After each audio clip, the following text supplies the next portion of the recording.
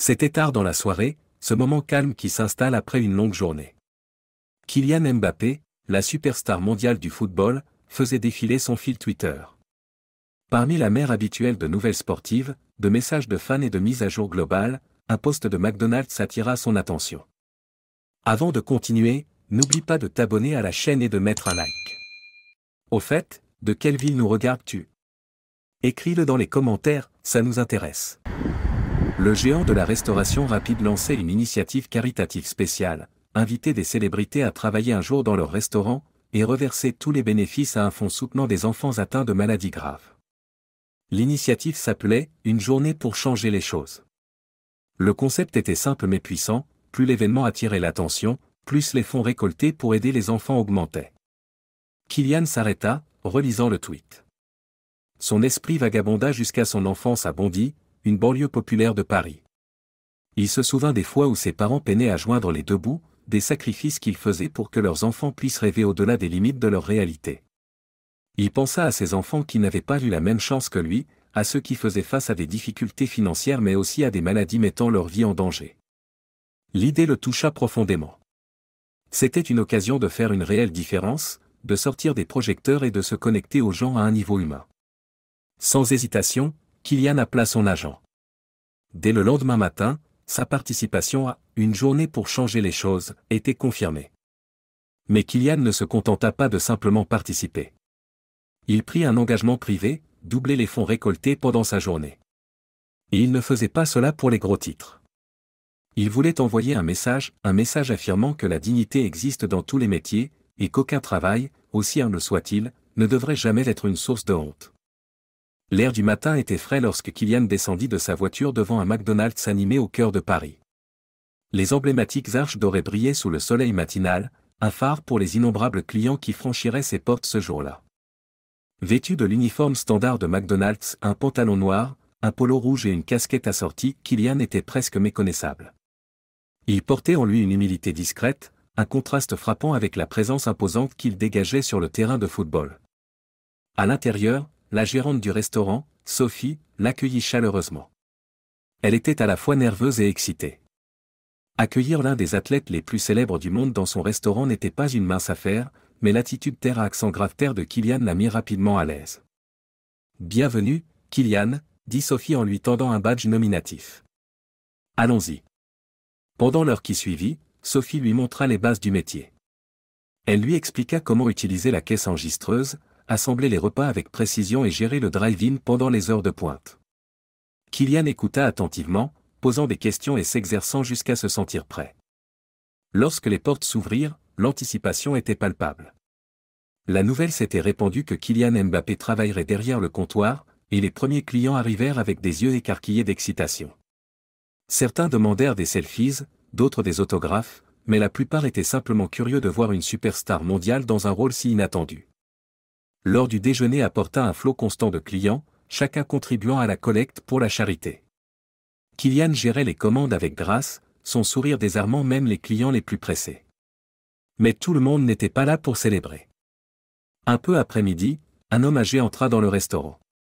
Sa posture était rigide, ses mouvements délibérés.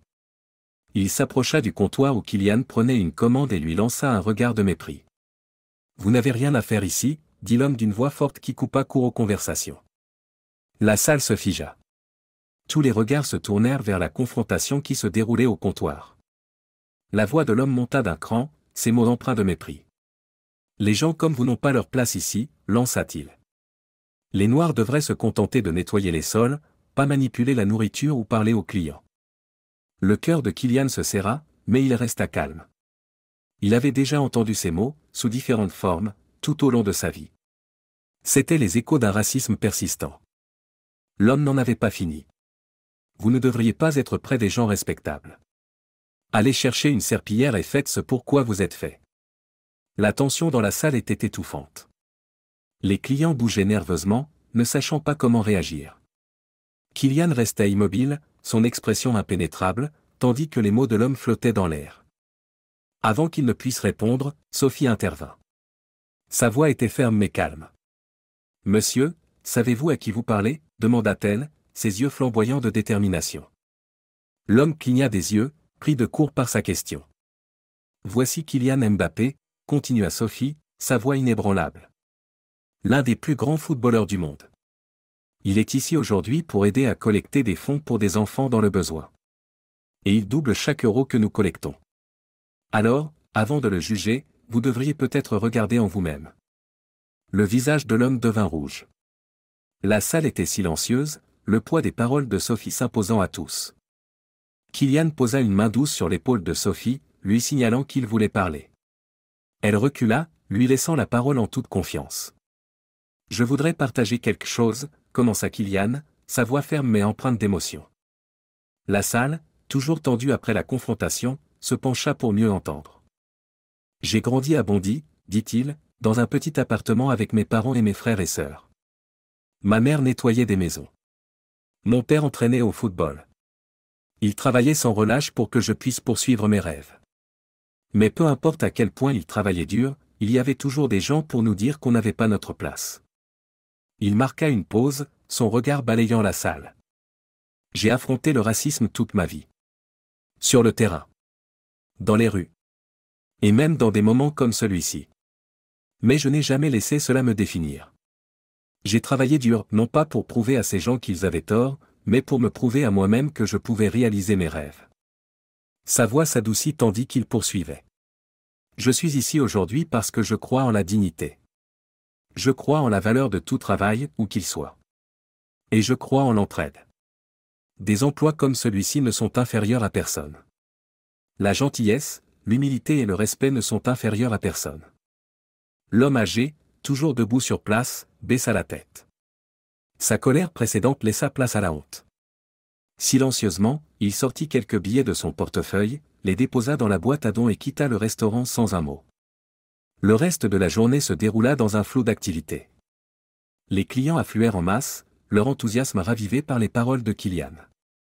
Les dons affluèrent, dépassant largement les attentes. À la fin du service, le restaurant avait récolté une somme record, que Kylian doubla sans hésiter. En quittant le restaurant ce soir-là, le personnel se rassembla pour le remercier. Sophie, les yeux brillants de fierté, lui serra la main. « Vous avez fait plus qu'amasser de l'argent aujourd'hui, » dit-elle. « Vous nous avez rappelé ce qu'est l'humanité. » Kylian sourit, le cœur plein.